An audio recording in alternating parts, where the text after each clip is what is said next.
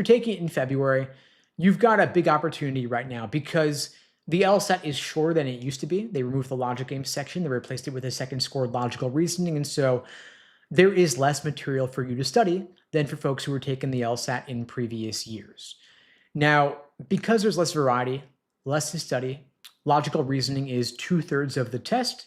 That means that any gains you make in logical reasoning are doubled across the two sections. So the core skills being tested are understanding arguments, identifying assumptions, spotting flawed reasoning, drawing valid inferences, and all of that matters because repetition creates leverage. Every hour you spend improving your logical reasoning skills will now pay off across a larger portion of the test. And this does not mean the LSAT is easy, but it is simpler. You don't have the trouble of trying to learn too many things at once. You've got less material to study, fewer question types, just logical reasoning, reading comp, and you could focus on a few core skills long enough to master them. So you can go for depth over breadth. Instead of spreading your attention thin across several different areas, you just focus on how arguments work, how evidence supports conclusions, and how the LSAT repeats the same moves in different disguises. And once you see that, the LSAT stops feeling random. Now, there are 15 different types of logical reasoning questions, but some of them are more common than others. The three big types are necessary assumption, inference, and flaw. So you want to focus there because those are the higher yield areas. And necessary assumption teaches you how arguments actually function. You got to ask what needs to be the case in order for this argument to work. And that core skill, identifying assumptions, improves everything. It helps you in strengthen questions, weaken questions, and flaw questions because all of those rely on understanding what the argument depends upon. The second big area is inference questions, including must be true and most strongly supported.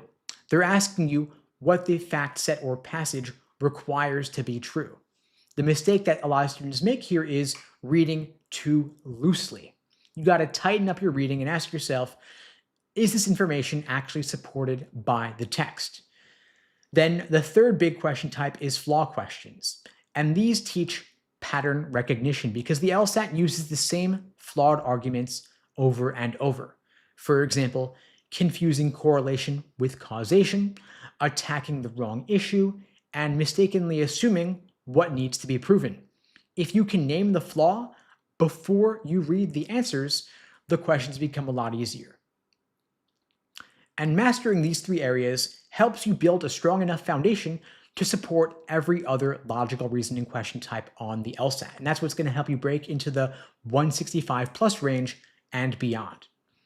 And what most people don't realize is that the LSAT's been around for decades. And during that time, the LSAT makers have not invented tons of different new reasoning styles. They actually reuse the same types of arguments over and over again, meaning there is a limited set of argument structures, a limited set of trap answers, and a limited set of reasoning errors.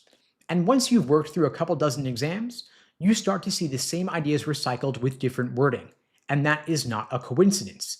The LSAT is not trying to surprise you or throw you off. They want to see if you can stay disciplined.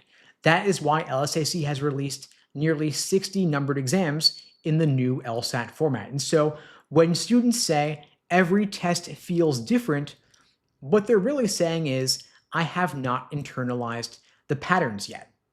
I have not yet learned the material, but of course I can over time. And once you do, the LSAT becomes predictable.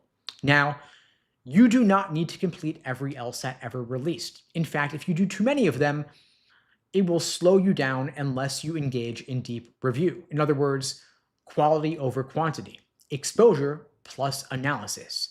If you were to thoroughly work through even just 10, 15 exams in the official current format, and you deeply understood why each right answer is right and why each wrong answer is wrong, you will have seen nearly everything the LSAT could ever throw at you.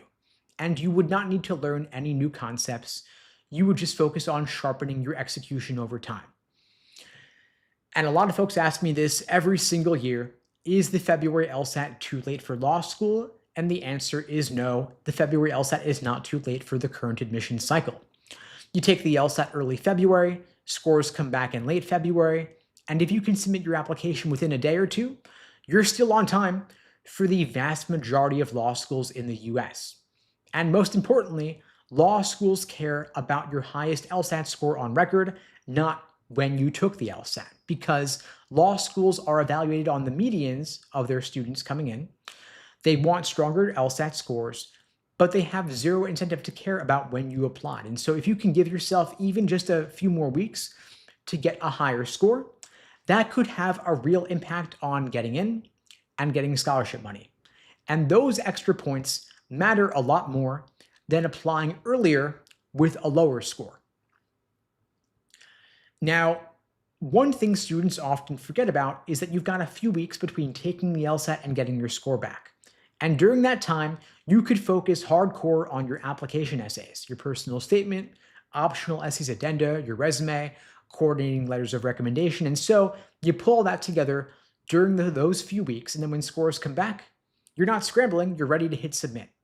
And that combination of a higher LSAT score plus a complete application is going to put you in the strongest possible position. And again, you're in a great position here yourself because no more logic games, less material to study, more repetition to build the patterns and the understanding of the test.